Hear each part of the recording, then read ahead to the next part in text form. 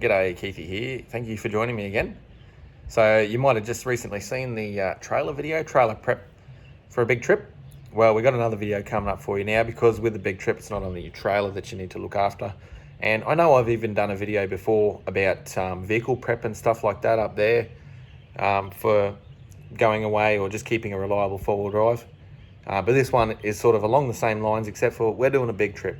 So this is essentially an in-between big service. So come along and watch what I'm about to get up to in this one. Oh, don't forget too, up here we got Chilling with Keithy, and obviously the Instagram Keithy_wages, so you can check them out as well if you want to catch up with what I'm doing in between these videos as well, so you can see there. And don't forget to subscribe here too if you enjoy the content. Thank you very much, appreciate your kind generosity. Anyway, let's get away from the camper trailer, get onto the Rangey. So what have I got here? Trusty old grease gun. I've already removed the oil cap, so you can guess that we're going to be doing an oil change here. So I've got my drain pan, a couple of rags, filter, and filter removal tool. So that's what I'm going to do today. Now, obviously I did the water pump the other week, so the coolant I know is brand new. So that's all topped up, and as you can see there, it's quite full. So that's really good. That's one thing that I don't need to do. So we're just going to do engine oil and greasing, and I'm going to have a general look around underneath the car just to make sure everything's all hunky-dory before a big trip. The main thing is really getting the grease into those grease nipples for the drive shafts, because that's a really big thing on a big trip, especially if you're going to be going through water crossings. So come along and we'll get that one done, eh?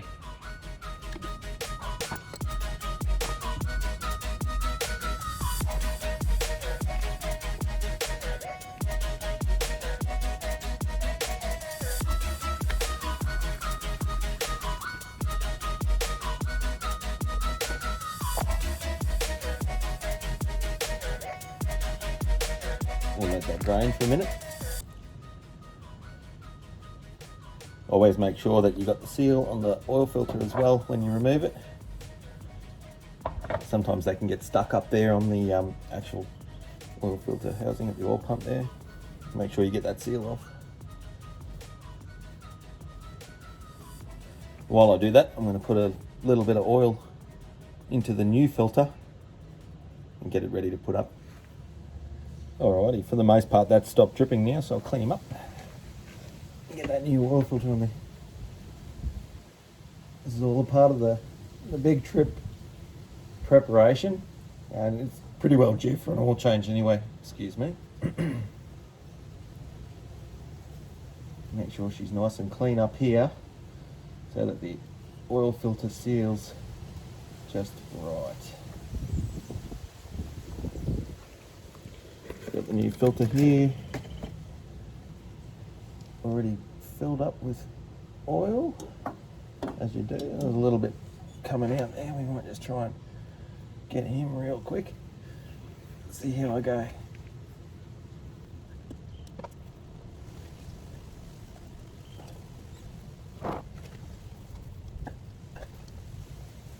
There we go.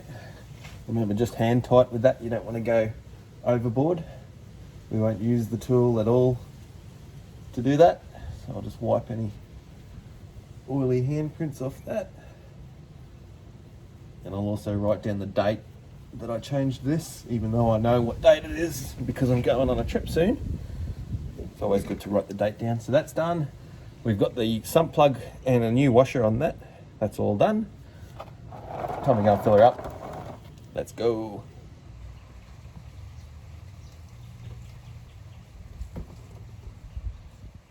You can see I'm using the Penrite HPR 5 with 1540 full synthetic. I've used that for years and years. Great oil.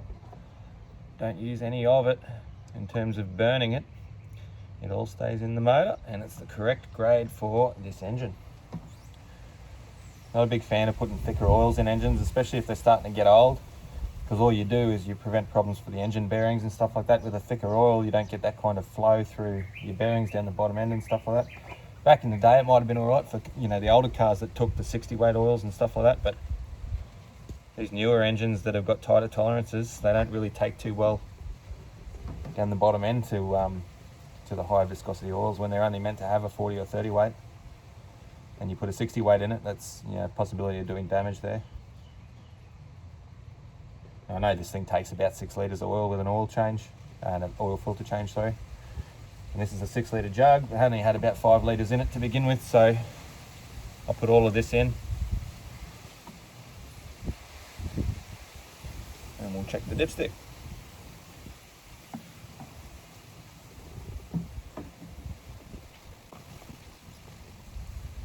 I love how these dipsticks, these funnels take forever to get those last couple of drips out of.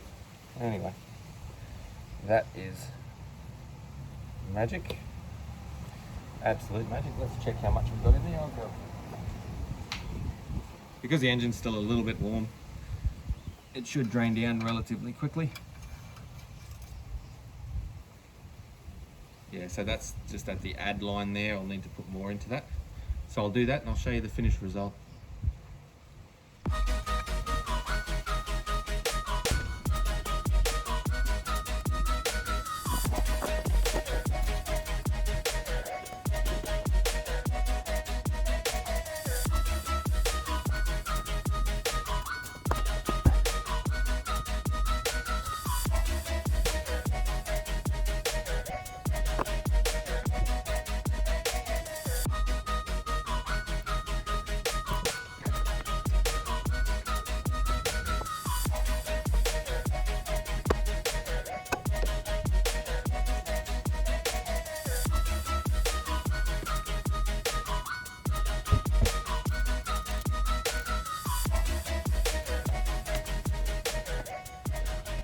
Alrighty, so we've done our oil change, we've done the greasing underneath. As you would have seen in my couple of videos ago, I'll put it up there. We did the water pump, so I've got fresh coolant in that I know of. Obviously I've had a look down here. I know that my fan belts are right. I know that all of the other stuff going on, pulleys and whatnot, is all good, so that's a good pre-check there. All I'm going to do now is go through all the hoses and stuff in the engine bay to make sure that they're all good. There's no leaks or, you know, oil leaks or even vacuum leaks or something like that. I'll check the power steering fluid as well. We'll top him up if it needs to, and that's about it. As you've seen, I don't know if you noticed in the part where I was under there greasing up the drive shafts, the transmission pan's nice and clean, so I had a transmission service done just recently as well, so that's good to go. The diffs, I've checked them, they're good. I think we're pretty right for a big trip now.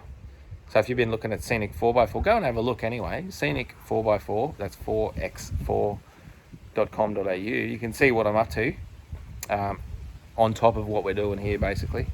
So this is sort of a leading thing here. Obviously keeping up the greasing and the oil changes and stuff like that.